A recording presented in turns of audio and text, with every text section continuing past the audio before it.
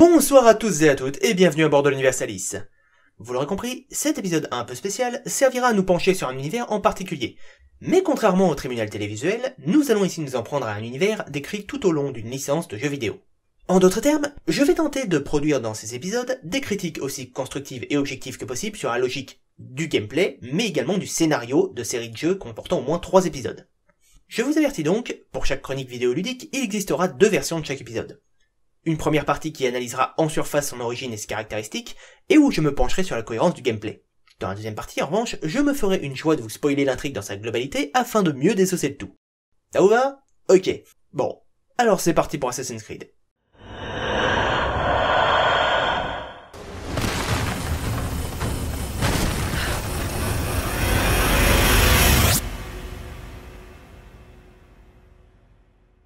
S'il y a bien une série de jeux vidéo qui a déchaîné les passions, autant positives que négatives, c'est bel et bien Assassin's Creed. Sorti en 2007 sur PS3, Xbox 360 et PC, le jeu aura un tel succès critique et commercial qu'il se vendra à plus de 8 millions d'exemplaires, cassant ainsi de la baraque et devenant un véritable fer de lance pour Ubisoft, à tel point qu'en 2017, nous en sommes déjà à 8 jeux sortis, sans compter l'ahurissant panel de spin-off pour console portable. La série a également été déclinée sous toutes les formes possibles et imaginables, courts-métrages, bandes dessinées, romans et même films avec Michael Fassbender dans le rôle-titre. Manque de bol, tout le monde n'en est pas super heureux. Si certains portent la saga au nu, affirmant qu'il s'agit de la meilleure série de jeux vidéo de tous les temps, d'autres fantasment plutôt sur le fait de se rendre chez Ubisoft, histoire d'enterrer définitivement la licence à coups de pelle dans la caboche. Maintenant, à tort, à raison, eh bien nous allons y venir. Mais moi-même, qu'est-ce que je pense d'Assassin's Creed? C'est une relation d'amour-haine. Parce que la série avait tout pour me plaire, évolue dans un passé particulièrement bien documenté, les interactions de l'assassin se contentant de combler les blancs historiques, tout en nous confrontant à un présent dans lequel s'affrontent 2 camps depuis plus d'un millier d'années. Les assassins d'un côté, Abstergo de l'autre. Le joueur va alterner entre ces 2 époques, tout en ayant accès à un panel de mouvements lui permettant d'escalader pratiquement n'importe quelle muraille, ainsi que les capacités athlétiques d'un expert en meurtre. Franchement, avec des atouts comme ça, la saga ne pouvait qu'être géniale! Manque de bol, quand on y regarde de plus près, les failles apparaissent. Et pas qu'un peu. Alors, Assassin's Creed, sorti en 2007, fait des présentations avec Desmond Miles, un jeune américain du 21e siècle, barman sans histoire, qui s'est fait enlever par une entreprise pharmaceutique mondialement connue sous le nom d'Abstergo. Si même les barman sont plus à l'abri nulle part, Abstergo, représenté ici par Warren Vidic et Lucy Stillman, vont alors forcer Desmond à se connecter à une machine, l'Animus, capable de décoder la mémoire génétique. Parenthèse scientifique. La mémoire génétique est une théorie de science-fiction selon laquelle notre ADN pourrait contenir l'intégralité des souvenirs de nos ancêtres.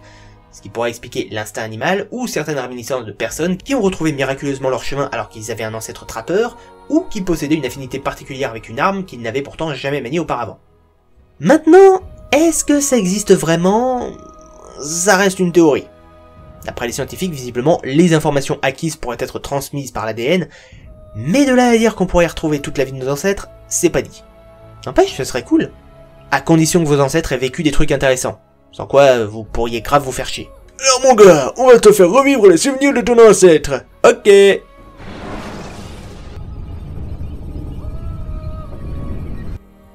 Ah ouais, c'est un peu décevant là, je vous avoue.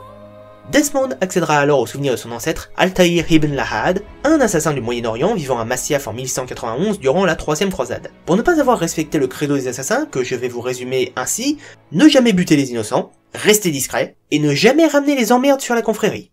Pour ces écarts donc, Altaïr est puni et rétrogradé au rang de simple novice. Bon déjà, première incohérence de gameplay. Je peux comprendre parfaitement qu'en perdant son rang, on a retiré à Altaïr son équipement haut de gamme. Logique, il doit prouver qu'il le mérite. Mais pourquoi il perdrait ses compétences? Le fait de pouvoir contrer une attaque ou de se rattraper lors d'une chute, c'est pas dû à son équipement, mais à ses réflexes et à son entraînement. On lui a effacé ses souvenirs en plus? Enfin bref, commençons l'analyse du gameplay. Vous aurez accès à 2 séquences différentes, celle du passé et celle du présent. Dans le présent, vous contrôlez Desmond lui-même. Bon, il n'y a pas énormément d'options, on peut juste se balader un petit peu, discuter de temps en temps, quand les autres acceptent de vous parler, entrer dans l'animus et aller se coucher. Ouais. En termes de gameplay, on a connu mieux. Mais le véritable jeu a lieu durant les sessions avec Altaïr. Vous contrôlez un assassin du temps des croisades. Vous possédez en haut à gauche une barre de synchronisation, qui représente la synchronisation de Desmond avec son ancêtre, ce qui fera office de barre de santé. Ouais? Ou pas?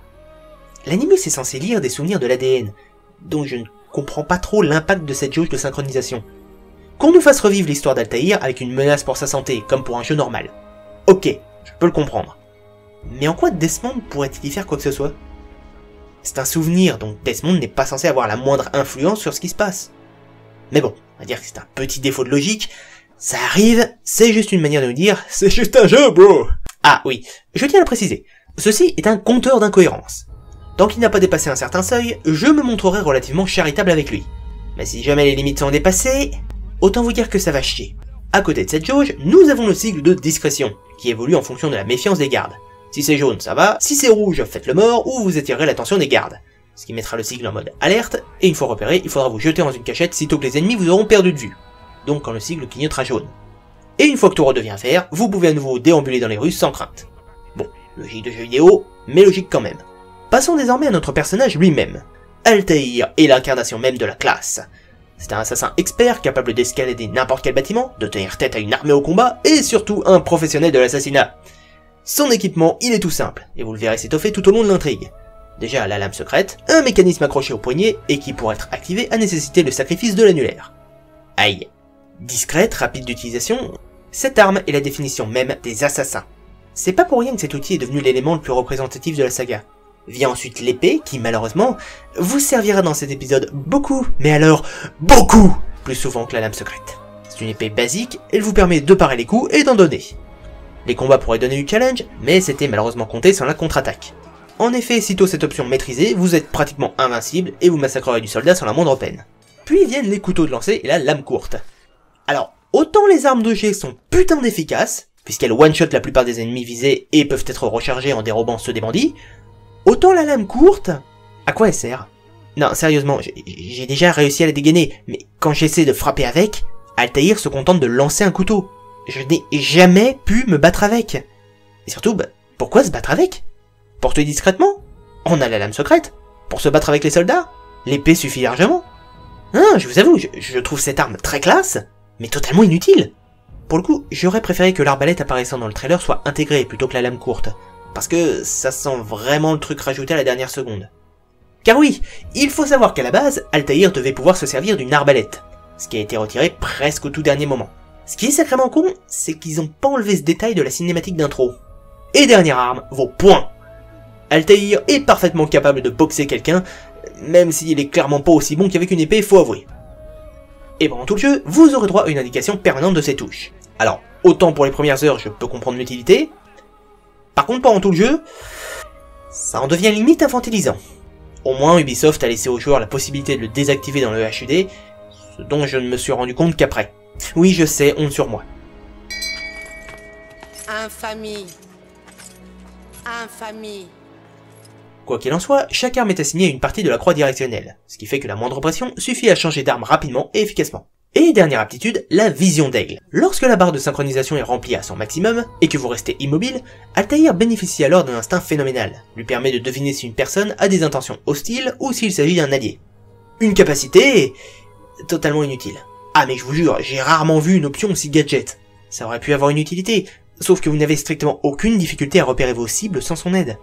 Et différencier des alliés et des ennemis est aussi simple que de différencier le noir et le blanc, à moins d'être daltonien. Sauf que si vous êtes daltonien, la vision d'aigle va pas davantage vous aider. Maintenant, soyons honnêtes. Je vais tenter de juger le gameplay en étant aussi objectif que possible. Mais il y a malheureusement un défaut sur lequel je ne peux pas fermer les yeux. En effet, à la base, Assassin's Creed est censé être un jeu d'action-aventure. Mais de par son univers et le job du héros, on se devrait de disposer de facultés d'infiltration, en sus de l'escalade et du combat. Se cacher derrière un mur, se pencher pour attirer moins l'attention. Les jeux d'infiltration, il y en a déjà eu un paquet avant Altaïr, donc Ubisoft aurait clairement pu s'en inspirer. Conséquence, ne vous lancez pas dans l'aventure Assassin's Creed en vous disant que c'est un jeu d'infiltration. C'est même tout le contraire. Ce qui est d'autant plus frustrant, d'abord pour moi parce que je suis un fan de discrétion et de coups en traître, mais aussi envers le scénario, puisque les 3/4 des membres de la confrérie des assassins vous exhorteront à être discrets. Sauf que c'est pas prévu par le gameplay. Bien, passons maintenant à l'environnement. Personnellement, j'ai beaucoup aimé les représentations des villes de l'époque. Vous aurez accès, en plus de la cité de Masyaf, à 3 villes différentes. Damas et Jérusalem, ville arabe, et Acre, tenue par les croisés. Vous aurez également la possibilité de vous balader dans le royaume, une gigantesque map où il y a quasiment rien. À l'exception des drapeaux à ramasser, des templiers à éliminer et des soldats quasiment tous en alerte rouge, je vous jure que traverser le royaume est une véritable plaie. À moins que vous ne soyez vraiment fan des combats.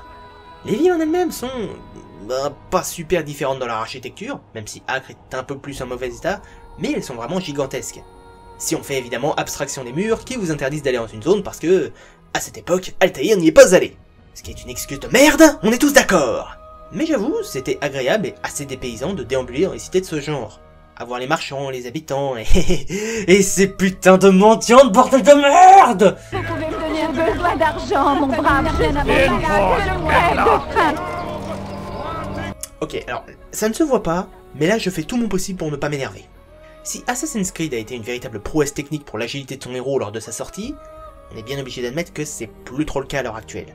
Le jeu a seulement 10 ans, mais il a quand même pris un sérieux coup de vieux dans les gencives. Et notamment au niveau de certains éléments gênants qui ont été implantés en dépit du bon sens, tels que les ivrognes, les mendiantes et les malades mentaux. 3 classes de personnages qui ont pour unique but de vous faire chier. Si, ils ne servent qu'à ça. Pour l'exemple, lors de l'assassinat d'une de vos cibles, vous devrez vous introduire dans un hôpital géré par celle-ci, et vous y serez surveillé en permanence.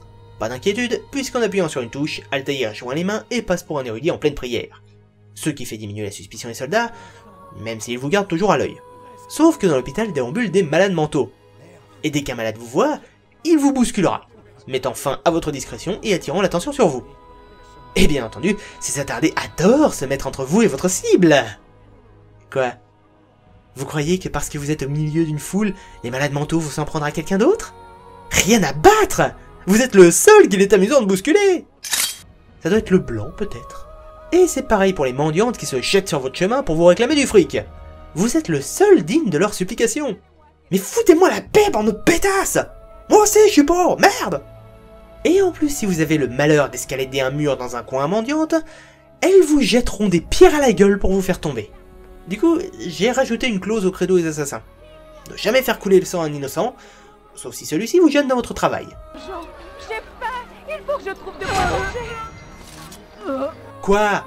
Ce jeu est une putain de pétition géante réclamant l'euthanasie des malades mentaux, des ivrognes et des clodos. Altaïr, c'est un assassin, bordel de merde, pas une putain de victime.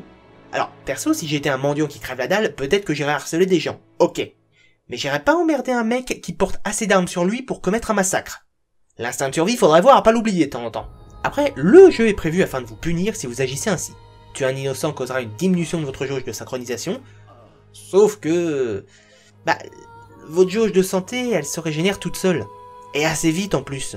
Du coup, je n'ai eu strictement aucun scrupule à massacrer tous les civils qui se mettaient sur ma route. Qu'est-ce que vous voulez que je vous dise? Régulièrement, on croisera quelques groupes de soldats qui s'amusent à martyriser les innocents. La plupart du temps, ce sont des femmes de basse condition ou des religieux. Et là, il y a un problème. Autant je peux comprendre le premier cas, parce que les hommes qui maltraitent les femmes, ça date pas d'hier, mais que des soldats chrétiens martyrisent un imam, je peux le comprendre. Que des soldats musulmans torturent un prêtre chrétien, c'est logique aussi. On est en guerre de religion, que diable. S'il y a bien un moment où on peut malmener un religieux ennemi, c'est bien là. Mais pourquoi des soldats chrétiens iraient emmerder un prêtre chrétien? Pourquoi des soldats musulmans iraient causer du tort à un imam? Ok, j'étais pas là à cette époque, mais je pense que s'il y avait effectivement quelqu'un dans ton propre camp que t'as clairement pas le droit de maltraiter, c'était religieux. Surtout pour les chrétiens. Les bigots, c'est ceux qui prient pour le salut de ton âme. Alors je pense pas qu'à l'époque t'avais très envie de te les mettre à dos. D'autant que, vu à quel point les érudits semblent être à la limite de l'intouchable, vu qu'ils vous permettent de passer la plupart des portails de garde sans encombre, c'est pas super cohérent. Ou alors il y a un truc que j'ai vraiment pas compris. Bon après, il y a le défaut que tout le monde a déjà dit 1000 fois, comme le fait que les gardes vous attaquent les uns après les autres en pleine bataille, histoire de bien vous laisser le temps de réagir, ou encore qu'ils sont incapables de vous retrouver parce que vous êtes assis sur un banc entre deux clampins. Pour ma part, une fois l'alerte donnée, je vois un mec avec un capuchon blanc sur le crâne, je le flèche à vue. Surtout qu'à cette époque, la secte des assassins est officiellement connue et reconnue de tous. Au-delà, si de loin le système d'escalade est franchement fluide et bien pensé, la non-linéarité du truc le rend susceptible de faire quelques bullshit. Et il vous arrivera parfois d'escalader un mur alors que vous souhaitiez juste courir, ou au contraire de vous jeter dans le vide alors que vous vouliez seulement vous suspendre. Ah, et un autre truc chiant lié à l'escalade, les soldats en hauteur. Car étant un Yamakasi et temps ancien, vous allez passer le plus clair de votre temps sur les toits. Manque de bol, vous n'avez pas le droit. Du coup, les toits sont blindés d'archers. Et chaque fois que vous en croiserez un, celui-ci vous prendra en grippe et vous ordonnera de descendre si vous ne voulez pas qu'il vous tire dessus. Bon, ok, c'est logique. Et encore, ça aurait été plus crédible que les archers ne soient présents que dans les endroits les plus surveillés de la ville, plutôt que partout. Sans compter qu'à force, Bah en une partie, j'ai dû dessouder au moins 3000 gardes, juste pour avoir la paix en me baladant à travers la ville. Du coup, sans compter le fait que c'est complètement incohérent niveau quantité de soldats, niveau discrétion, on repassera. D'autant que, là encore, ça entraîne une incohérence. Si Altaïr n'a pas le droit d'aller sur les toits, ça veut dire qu'il n'a pas le droit de grimper sur les bâtiments. Alors pourquoi aucun garde au sol ne s'est jamais mis à hurler quand il apercevait Altaïr escalader les murs? Ah oui, maintenant qu'on en parle des gardes, Altaïr est un assassin. Il a été entraîné, formé depuis son enfance pour escalader n'importe quoi, combattre des légions d'adversaires et pouvoir fuir très facilement dans les rues. Du coup, en tant que véritable machine de guerre, une fois les alarmes déclenchées, je devrais pouvoir m'enfuir sans aucun problème. Ah bah non en fait. N'importe quel soldat de base a subi le même entraînement que vous, et peut donc vous suivre sans problème sur les toits, quoi que vous fassiez. Ok, soit c'est les meilleurs flics de toute l'histoire de l'humanité, soit les assassins craignent vraiment à mort. Et en toute honnêteté, un jeu qui vous fait incarner un mec censé être ultra discret, je déconne pas, on nous répète quand même pendant tout le jeu qu'il faut pas attirer l'attention, qui est entraîné à l'acrobatie depuis sa plus tendre enfance, et pour qui il est plus simple d'affronter 1 milliard de soldats plutôt que s'enfuir, moi j'appelle ça un gameplay pas cohérent avec son univers. Comment qu'il disait le joueur du grenier au fait? Ah oui! La subtilité, c'est pour le tapette. Un autre élément incohérent, c'est que pour échapper à l'intention des gardes, vous devez prier. Ouais, non, ok, dit comme ça, c'est complètement débile. En fait, il existe la possibilité de se dissimuler. Altaïr joint les mains, ce qui lui permet de passer pour un érudit en pleine prière, lui donnant ainsi une allure moins menaçante. Ça va, c'est une logique comme une autre. Mais pour vous expliquer le souci, le jeu utilise un système de mannequin.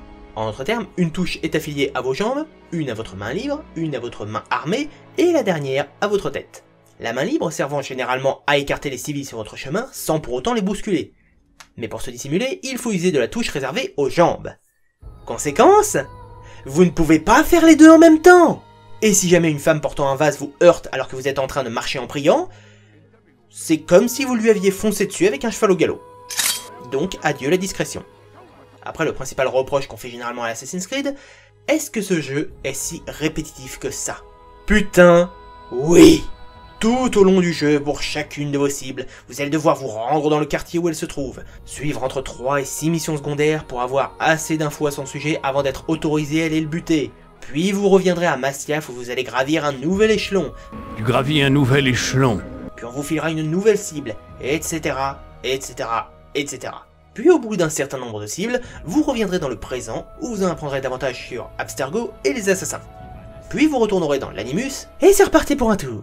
Évidemment, vous aurez toujours la possibilité de faire quelques tâches supplémentaires, comme récupérer des drapeaux, faire la chasse aux Templiers solitaires, ou commander des informations supplémentaires aux autres assassins, qui sont probablement les pires que j'ai jamais pu voir de ma vie. Il en a après moi. Il m'a vu. Il me tuera, moi, ma femme et mes enfants. J'avais pour mission d'enquêter sur plusieurs disparitions suspectes dans le quartier riche, mais les hommes de Talal ont vu mon visage. Je suis en danger. Et je veux bien croire qu'Altaïr soit le meilleur de tous, mais là on croirait presque que la confrérie est remplie de bras cassés. Un peu de sérieux les mecs! Bon, eh ben je crois que j'ai dit tout ce qu'il fallait sur le gameplay. On en est où? Ça va, on s'en tire pas trop mal. À dire vrai, il s'en sort même sacrément bien.